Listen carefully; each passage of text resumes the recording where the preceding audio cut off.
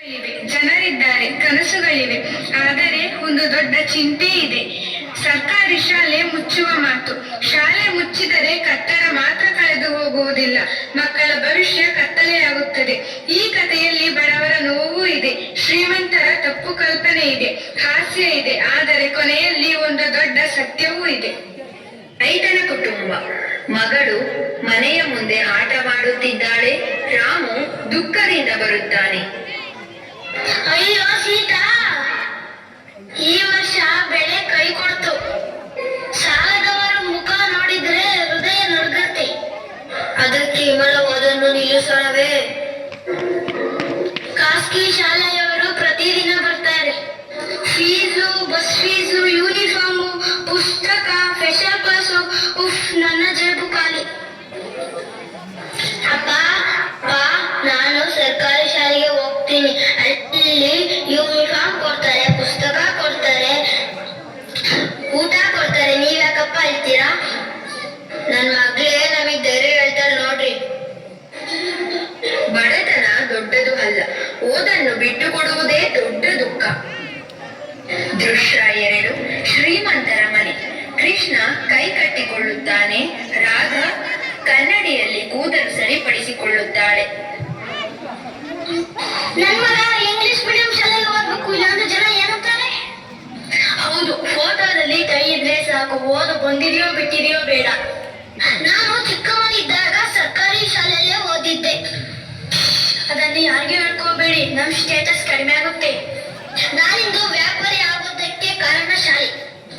ಆದ್ರೆ ಈಗ ಇಂಗ್ಲಿಷ್ ಅನ್ನೋ ಪದ ಕೇಳಿದರೆ ಜನರು ತಕ್ಷಣ ಪ್ರಭಾವಿತರಾಗುತ್ತಾರೆ. ಕೆಲವರು ಶಾಲೆಯನ್ನು ಜ್ಞಾನದ ಮನೆ ಎಂದು ನೋಡುವುದಿಲ್ಲ, ಗ್ರಾಮದ ಪ್ರದರ್ಶನ ಎಂದು ನೋಡುತ್ತಾರೆ. Admission open, air condition class, English speaking, ವಿದೇಶಿ ಸ್ಟೈಲ್, ಭವಿಷ್ಯ ಫುಲ್ ಬ್ರೈಟ್. ಫೀಸ್ ಎಷ್ಟು ಮೇಡಮ್? ತುಂಬಾ ಕಡಿಮೆ, ವರ್ಷಕ್ಕೆ ಕೇವಲ 50,000 ಅಷ್ಟೇ. ಅಷ್ಟು ಕಡಿಮೆ ನನ್ನ ಮನೆ ಮಾಡಿದ್ರೆ ಸಾಕಾಗುತ್ತಾ? ಬಸ್ ಫೀಸ್ ಬೇರೆ, ಅದಕ್ಕೆ ಎಮ್ಮೆ ಕೊಡ್ಬೇಕಾ? ಡೆವಲಪ್ಮೆಂಟ್ ಫಂಡ್ ಬೇರೆ. ನನ್ನ ಅಭಿವೃದ್ಧಿ ಕಥೆ ಮುಗೀತು. ನಮ್ಮ ಶಾಲೆಯಲ್ಲಿ ಮಕ್ಕಳು ಇಂಗ್ಲಿಷ್ ನಲ್ಲೇ ಮಾತಾಡ್ತಾರೆ. ಹಾಗಾದ್ರೆ ನಮಗೆ ಹಸುವಾದ್ರೆ ಅಮ್ಮಂಗೆ ಇಂಗ್ಲಿಷ್ ನಲ್ಲೇ ಹೇಳ್ಬೇಕಾ? ಮೇಡಮ್, ಅಕ್ಕಿಗೆ ಇಂಗ್ಲಿಷ್ ಅಲ್ಲಿ ಏನಂತಾರೆ? ರೈಸ್. ಹಾಗಾದ್ರೆ ಊಟಕ್ಕೆ ರೈಸ್ ಸಿಗುತ್ತಾ? ಅದು ಕ್ಯಾಂಟೀನ್ ನಲ್ಲಿ. ನಮ್ಮ ಸರ್ಕಾರಿ ಶಾಲೆಯಲ್ಲಿ ಮಧ್ಯಾಹ್ನದ ಊಟ ಉಚಿತ ಮೇಡಮ್. ದೃಶ್ಯ 4. ಸರ್ಕಾರಿ ಶಾಲೆ. ಮಕ್ಕಳು ಕೊಠಡಿಯ ಒಳಗೆ ಕುಳಿತಿದ್ದಾರೆ. ಗುಡ್ ಮಾರ್ನಿಂಗ್, ಕೂತ್ಕೊಳ್ರಪ್ಪ. ಅಟೆಂಡೆನ್ಸ್ ಹಾಕ್ತೀನಿ, ಎಲ್ರಪ್ಪ? Nitin present ma'am. Tejas, present ma'am. Vijay, present ma'am. Siddha, present ma'am. Siddha, ಕಾರಣ, Lakshmi, present ma'am. Pariksha. Present ma'am. ನಾವು ಪಾಠನ ಪ್ರಶ್ನೆಗಳ ಮುಖಾಂತರ ಪ್ರಾರಂಭಿಸೋಣ. ಮೊದಲನೇ ಪ್ರಶ್ನೆ, ನಮ್ ದೇಶಕ್ಕೆ ಸ್ವಾತಂತ್ರ್ಯ ಯಾವಾಗ ಬಂತಪ್ಪ? 1947. ಗುಡ್. ಎರಡನೇ ಪ್ರಶ್ನೆ, ನಮ್ ರಾಷ್ಟ್ರ ಪಕ್ಷಿ ಯಾವ್ದಪ್ಪ? ನವಿಲು. ಗುಡ್. ಮೂರನೇ ಪ್ರಶ್ನೆ, ನಮ್ ರಾಜ್ಯದ ಮುಖ್ಯಮಂತ್ರಿ ಯಾರು? DK ಶಿವಕುಮಾರ್. ವೆರಿ ಗುಡ್, ಹೋಗ್ ಕುತ್ಕೋ. ನೆಕ್ಸ್ಟ್ ಯಾರು ಬರ್ತೀರಾ? ಕಾರ್ತಿಕ್, ಬರಪ್ಪ ಇಲ್ಲಿ. ಏನ್ ಕೇಳಿರೋ? ಇಷ್ಟು ಕ್ವಶನ್ ಕೇಳಿದ್ರೆ ಆನ್ಸರ್ ಹೇಳೋ ಗೊತ್ತಿಲ್ಲ ನಂಗೆ. ಈ ಫಸ್ಟ್ನೇ ಕ್ವಶನ್ಗೆ 1947, ಎರಡನೇ ಕ್ವಶನ್ಗೆ ನವಿಲು, ಈ ಮೂರನೇ ಕ್ವಶನ್ಗೆ DK ಶಿವಕುಮಾರ್. ಇಷ್ಟೇ ನಾನು ನೆನ್ಪಿಟ್ಕೊಂಡೆ. ನೀನು ಹುಟ್ಟಿದ ವರ್ಷ ಹೇಳಪ್ಪ. 1947. ಮ್ಯಾಮ್, ಹೊಲ ಉಳಕ್ಕೆ ಯಾವ ಪ್ರಾಣಿ ಯೂಸ್ ಮಾಡ್ತಾನೆ? ನವಿಲು ಮೇಡಮ್.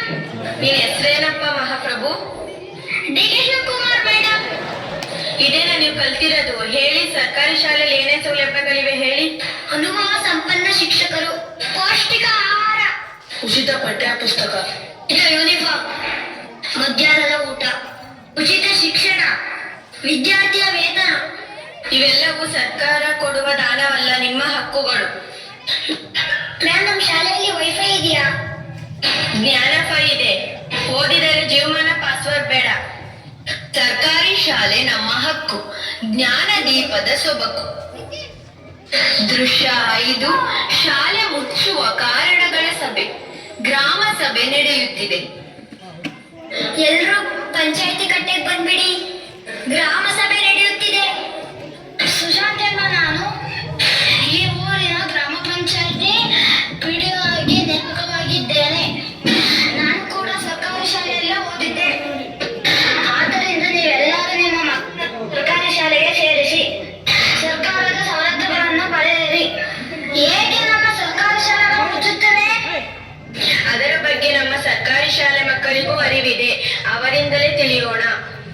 ಜನರು ತಪ್ಪಾಗಿ ಖಾಸಗಿ ಶಾಲೆಯೇ ಉತ್ತಮ ಎಂದು ಭಾವಿಸಿರುವುದು, ಗ್ರಾಮದಿಂದ ನಗರಕ್ಕೆ ವಲಸೆ ಹೋಗುವುದು, ವಿದ್ಯಾರ್ಥಿಗಳ ಸಂಖ್ಯೆ ಕಡಿಮೆ ಆಗುವುದು, ಪೋಷಕರಲ್ಲಿ ಜಾಗೃತಿಯ ಕೊರತೆ, ಸರ್ಕಾರಿ ಶಾಲೆಯ ಬಗ್ಗೆ ತಪ್ಪು ಪ್ರಚಾರ, ಶಾಲೆಯನ್ನು ಗೌರವಿಸದೇ ಇರುವುದು.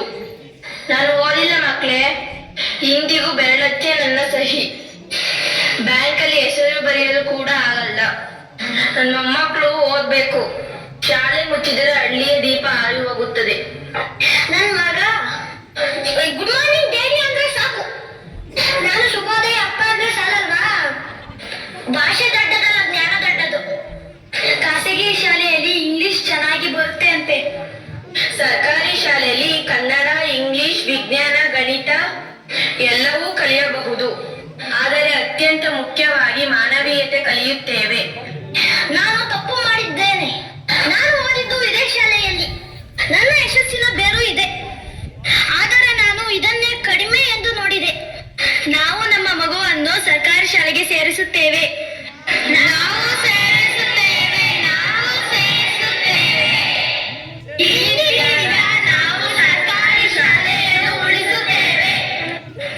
ಇಂದಿನಿಂದ ನಾವು ಸರ್ಕಾರಿ ಶಾಲೆಯನ್ನು ಉಳಿಸುತ್ತೇವೆ.